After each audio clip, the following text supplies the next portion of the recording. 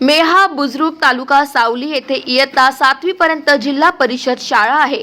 यात 7 शिक्षक आणि 1 मुख्याध्यापक यांची गरज आहे, पण मागील 2 वर्षापासून फक्त 4 शिक्षक आणि 1 मुख्याध्यापक कार्यरत आहे। त्यामुळे एकाच वेळेस 2 अलग वर्गाला शिकवल्या जात आहे। त्यामुळे ह्यात गरीब आणि खेड्यातील विद्यार्थ्यांचा खूप मोठा शैक्षणिक नुकसान होत आहे। त्यामुळे त्यांना त्यांच्या शिक्षणापासून वंचित राहावे लागतंय।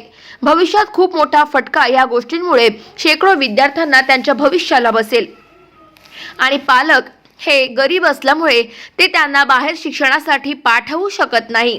त्यामुळे त्यांचा पुन्हा नुकसान होईल आणि त्यांचा व्यक्तिमत्व विकास होणार नाही आणि त्यांचे हे भविष्य अंधारमय होईल। या अगोदर गावात पालक सभा घेतली आणि सावली येथे बीडीओ आणि तहसीलदार यांच्याकडे सुद्धा मोर्चा आंदोलन केले। तेव्हा त्यांच्याकडून 1 महिन्यात तुम्हाला शिक्षक देऊ असे आश्वासन देण्यात आले होते, पण आश्वासन पूर्ण न झाल्याने आज शिक्षणाधिकारी जिल्हा परिषद सोनवाने मॅडम यांच्यावर मोर्चा आंदोलन करण्यात आलं आणि निवेदन देण्यात आले।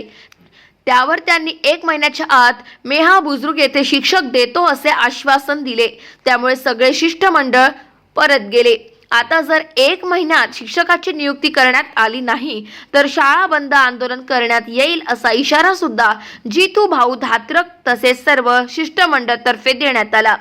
यांच्या विरोधात आंदोलन मोर्चात जितू भाऊ धात्रक, प्रकाश कोलते, नंदाजी पेंडाम, रोशन पेंडाम, मदन निकुरे आणि इतर महिला व पुरुष उपस्थित होते।